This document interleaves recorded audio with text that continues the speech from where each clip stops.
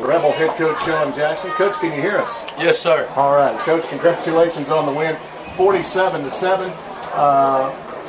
You set the tone early in this game. Got the opening kickoff. Took it 5 plays. Marched down the field.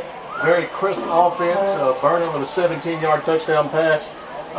Kudos. You could mention 15, 20 kids tonight because you got a lot of kids playing time. You saw some more improvement. I know Montgomery Central is not going to be a Milan or a Huntington type of team, but they were the next team on the schedule. You guys went out and took care of business. Yes, sir. I mean, you know, I don't know, when you're in a quest for getting better, I mean, you have to play well no matter who you're playing against. And we didn't turn the ball over. You know, we had 1 turnover, and that was a strip, man. I hated that happened, but other than that, you know, we played the ball. We played well.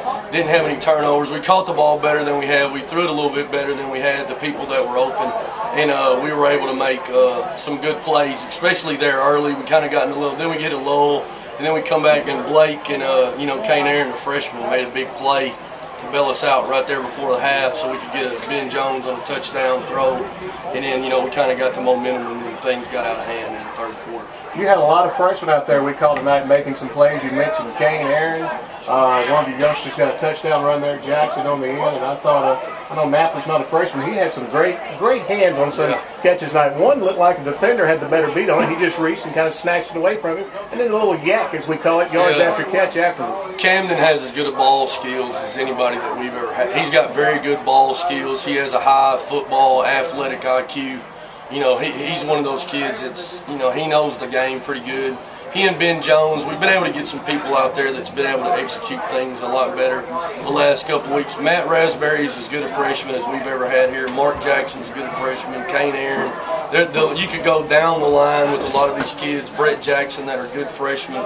We've got a good crew as far as that good, and their attitudes are better. They're better people than they are football players, so we're pretty blessed as far as that goes. Coach, defensively, I would think you've got to be happy. You were opportunistic all night long. Yeah, that's a good way to put it. Well, our defense hadn't played as bad as the numbers. It's not really indicative because for the simple reason is we put them in bad situations on offense constantly. When you're shotgun no huddle, you turn a lot of plays, but you make the defense defend a lot of plays.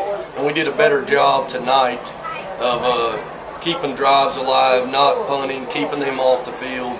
And, when you do that, the less opportunities that they have, the less they're going to score. And then, our kids have got better. They tackle well. Nathan Spalding's as good a player as I've had here at linebacker. As long as I've ever coached high school football, he's that good. And then, we were able to get Trent back a little bit tonight. He's been banged up, but those two are as good as anybody that I've ever had. And then the secondary has got better. Alec Reynolds has made the biggest turnaround out of any player that I've ever coached. I'm probably never been more proud of a person than I am of Alec. And then, I really challenged Zach Simpson this week on the D-line. And Zach, he really impressed me this week. His attitude, the whole 9 yards. And hopefully, we just gel a little bit. We've got a big obstacle next week, there's no doubt. And so we just got to see how it goes from here. You talk about Simpson, one of the interceptions tonight. He hit the quarterback right as he was releasing the ball. I thought it made him throw it short. You get the pick out of it. But he's capable. Big kid. That is a very good way to put it. We were watching him in the summer run bleachers. We made him run bleachers, and Chuck Floyd, he's a great football coach, said there's not a better kid coming up that you've ever had here as far as Zach Simpson goes. He has all the tools. He's just immature sometimes, like all juniors are in some cases, at one point or another. And Zach doesn't know how good he is. That's the problem. I mean, he's got to know, that he could take games over and just shut things down if he wanted to. And, he's done a good job. Our D-line did a good job. Dakota Lewis and Blake Powers have came on and played well. And then Matt Brooks is a mainstay of anybody's ever been over there on the D-line. Coach, penalty-wise, I thought tonight, after last week, you had a bunch. Tonight, yes. You really did. Yes. I thought you guys played a pretty sound ball game in that area. Coming in, I think we were the lowest maybe in West Tennessee as far as penalty-wise going into last week. And, last week we talk about emotional stability all the time, and we didn't have emotional stability. They came out in black jerseys, and our kids kind of lost their cool when we done some things that are uncharacteristic. You can't be at Mont Central and make stupid penalties. You can't be anywhere and do that. Everybody loses. And then tonight we didn't do that. I was very pleased with our kids as far as that goes. We got one helmet-to-helmet call that I thought was, yeah, it was bad. But anyway, other than that, you know, it's football, man. You know, people get hit sometimes, but who knows. Coach, talk about the maturation process of Blake Burner. You know, a big situation, all the hype in the Union City Montgomery Central to start the season, and what we've seen tonight. He just looks more relaxed out there. Yeah, well, we've got off, guys. We've been outscored 52-7 in the first quarter this year. We've got out bad. And, you know, we had a big talk about that tonight. You know, Blake is a quarterback. When you're a quarterback, you have to have emotional stability. And Blake's in there before the game. He's acting like a linebacker. I mean, he's slamming his head on. I mean, he's just unbelievable. He's all over. And then tonight he was calmer. I told everybody, you know, we've got to be calm. You know, we don't need Ray Lewis speeches on offense. We need to be methodical. We need to do things the right way. And, you know, you have to be cerebral on offense. And Blake did a better job of that. You know, Blake's just a 15-year-old kid. He's growing up. He has as much athletic tools and ability as anybody I've ever coached. And, you know, Bryce Warner's right there along those lines, even though, you know, he got hurt on the second play.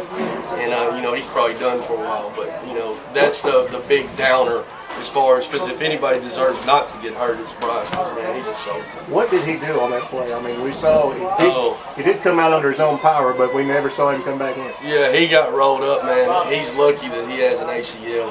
He got his leg folded back under him, and then we took him, you know, he wants to go in, and we took him in half. His ankle had swelled up, and then we had him taken over to West Tennessee Bone and Joint. Dr. Pierce takes care of us, and they do an awesome job. And we had Bryce taken over there tonight to see, you know, an orthopedic specialist and to get x-rays at home 9 yards. But he's going to be down probably a little bit. But Bryce is a soldier if there ever was one, you know. And our kids, I thought, did a good job. But, you know, he's been as good as we've had here, especially as a 10th grader. He's the first 10th grader I've ever started at back. Blake's the first 10th grader ever started at quarterback, and they've both done really, really well, and I hate it for Bryce, man.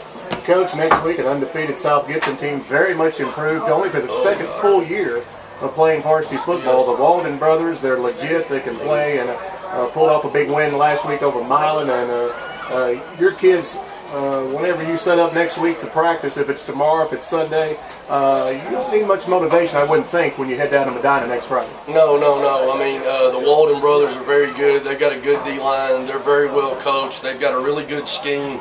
You know, they run the shotgun option offense, you know, and, you know, they do a good job with it in a lot of ways. The Walden kid the quarterback is a better defender than he is an offensive player. I think he's you know, if I was going to take a vote right now and pick the MVP of the league, I would choose that kid hands down, and I'd argue with anybody over it. He's played really, really well. You know, we've got able to see all their games on film.